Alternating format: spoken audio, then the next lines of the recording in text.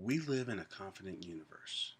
We are part of a brilliant planet, and we are surrounded by genius.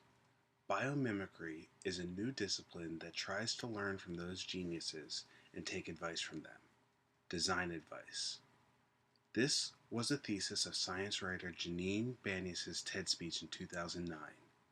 Janine used awe to capture her audience's attention throughout her speech, starting with a beautiful landscape which appeared to be Colorado in the winter and faded to an image of Colorado in the spring.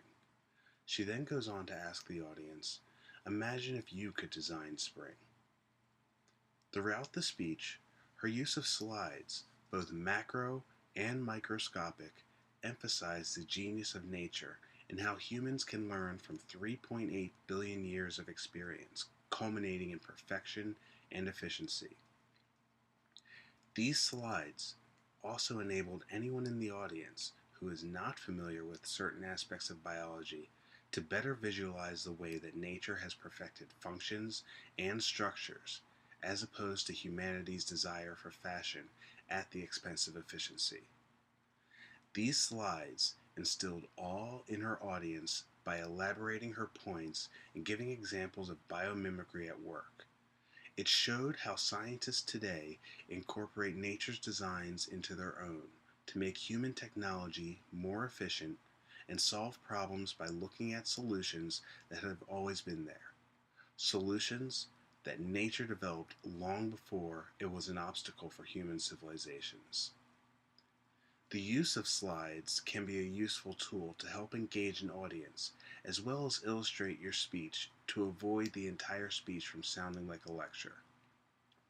In this case, the use of slides helped Janine stimulate her audience's imagination and have them think, where else can biomimicry be applied?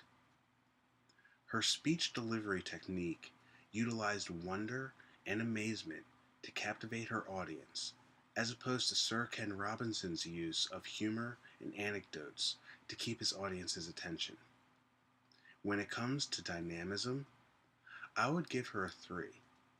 If she had been more animated, it could have conveyed more of her passion for biomimicry rather than her knowledge about the subject.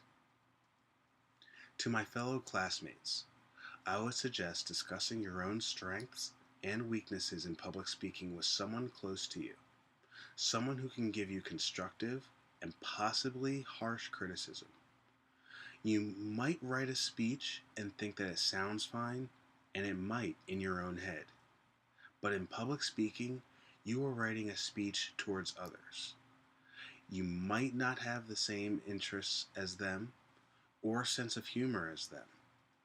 You need to find a way to appeal to all audiences and keep their attention from start to finish.